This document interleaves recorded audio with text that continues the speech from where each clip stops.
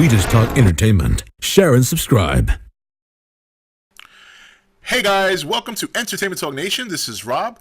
This video we're going to do my spoiler full review of Godzilla 2014. Yes, and this review will contain spoilers. I am going to rot this movie, so if there's even some minor things you may not want to know about, do not watch this video because I'm going to ruin it. It's a spoiled, rotten review. I'm going to speak and leak everything about this movie. So, if you see my spoiler-free review, I pretty much really tried hard. It was really difficult to talk about the movie and not give away anything. So here's what I'm going to do here. So I'm just going to go through the movie real quick from one step to the other. And look, it was a fun movie. I was very satisfied. I was very happy with what I saw. It was even somewhat better than what I expected. Because I'm not going to lie, I did have lowered expectations the whole time. Ever since I began this journey, my expectations of this movie have been low, not because I didn't trust or believe, but because Godzilla is a hard sell. It is a hard sell. No matter what director you are, Godzilla is a hard character to sell these days, especially in the United States when nobody really takes him seriously.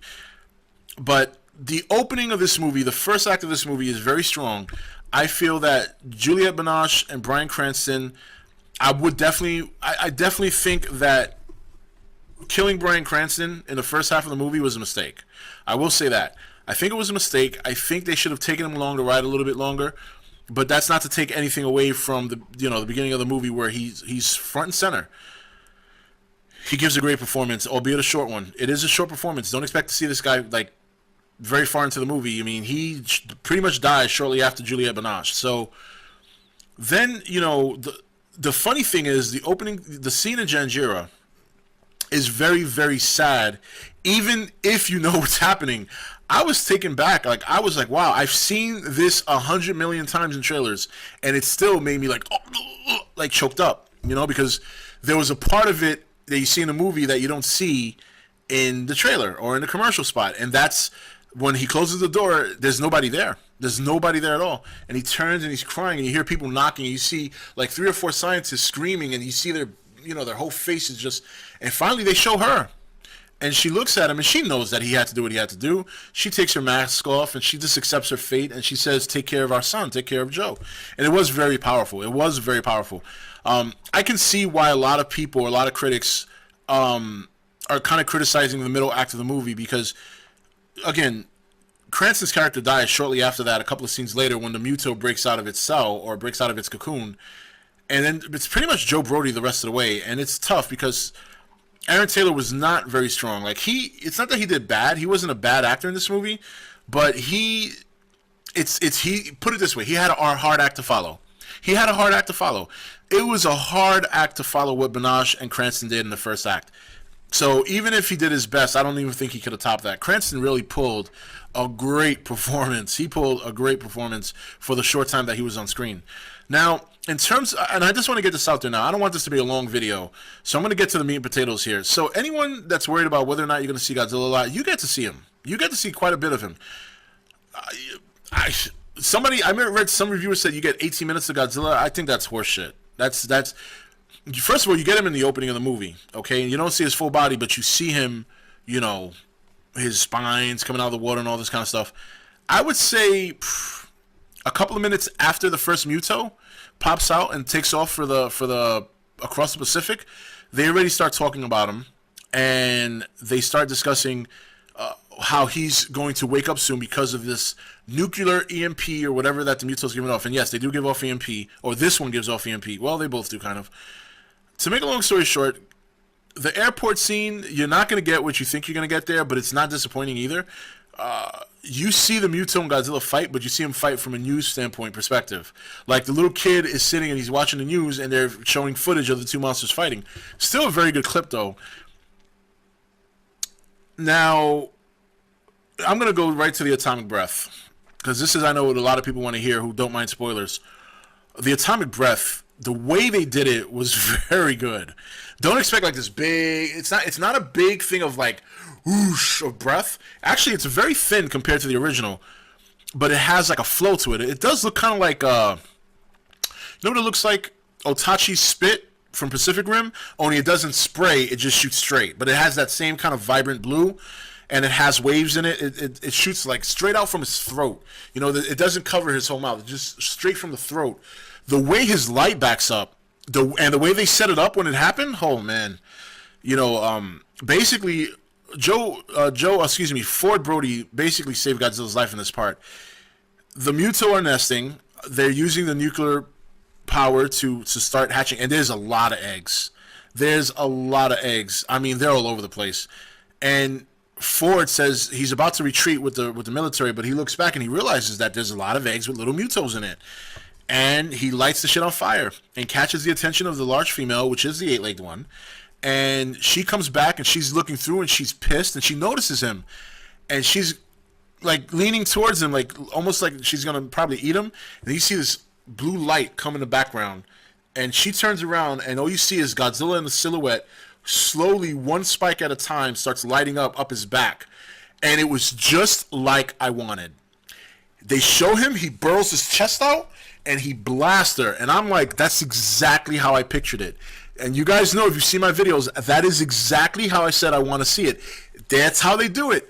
They show him, he burrows his chest out, he kind of like gets off, like, and then boom, there it is. And it was a sight of beauty. A sight of beauty.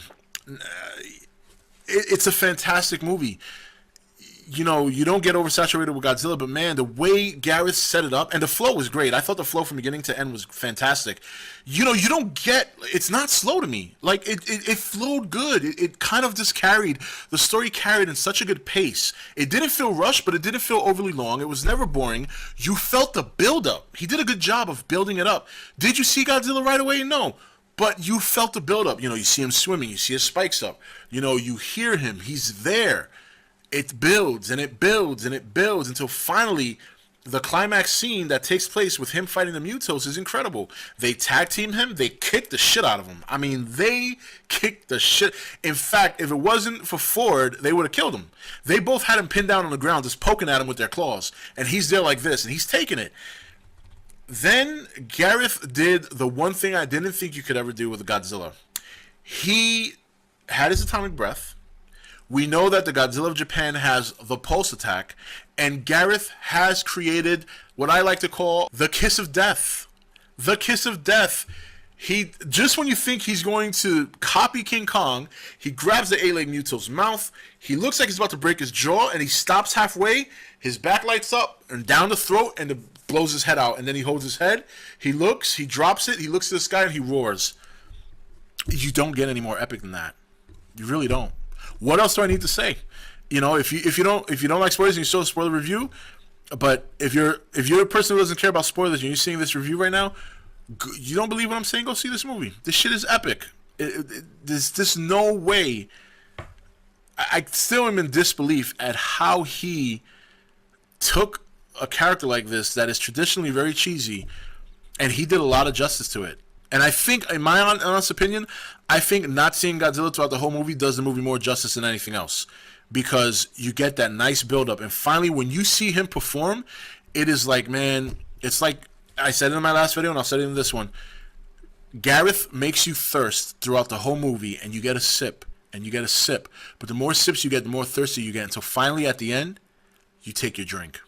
And boy, is it a good drink.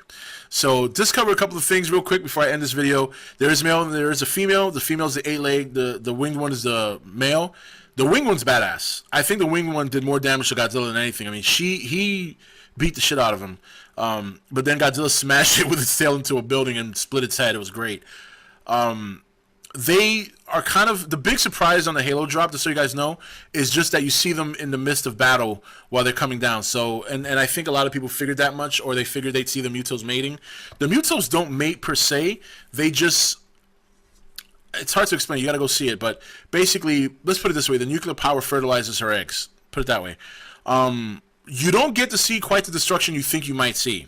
Like, every part of the destruction in the movie is shown from a perspective of a news conference. Oh, and they trolled everybody on the movie commercial.